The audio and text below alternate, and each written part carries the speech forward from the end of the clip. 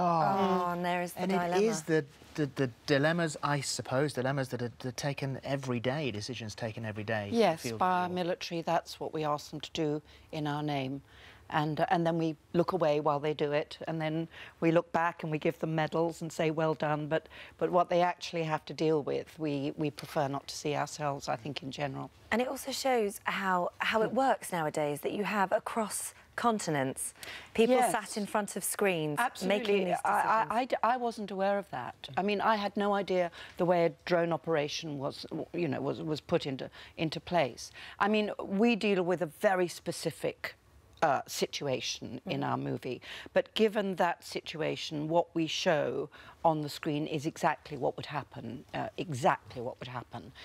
in this day and age. So this, it starts off as a sort of capture, doesn't it? Yeah. Yes, we've got a British woman who's gone over to, say, ISIS or one of, you know, Al-Shabaab in this case, and that we've been tracking her and following her, and we know that she's responsible for or connected to a lot of terrorist attacks all over the world.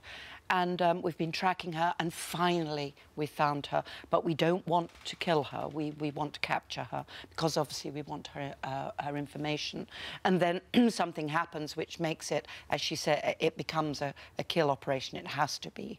And then other issues come in, which you see in it's a very sort of thrilling journey. Almost the film. in real time for that decision-making. It happens sort of in real time. The 2 hours of the film is basically the 2 hours of the operation, yes. And it's so clever because you've obviously got the drone that sees the outside of the building and this, that and the other, but the footage from inside the house comes from this camera, which is in this little flying beetle. Little flying beetle, that's where the technology is now, the bird and the beetle. I mean, it is the cutting edge of the technology now. But so that really exists. There are little flying beetles. Yes, and little flying birds. Yes, absolutely. Wow, I had no idea that they were able to do that. As I say, it's the cutting edge.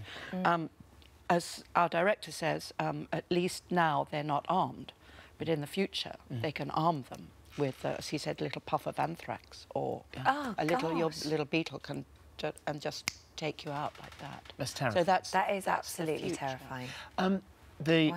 Your role initially had been written for a man. It was written for a man originally, yes. But what sounds extraordinary, and quite right too, is that when you got in there, because it obviously decided that it would be a woman that would play it, no changes made. No verbal changes made, no, at all, because it's about a military person. Whether that person is male or a female is kind of irrelevant, you know. I didn't do this film because I thought, oh, what a great character to play, you know.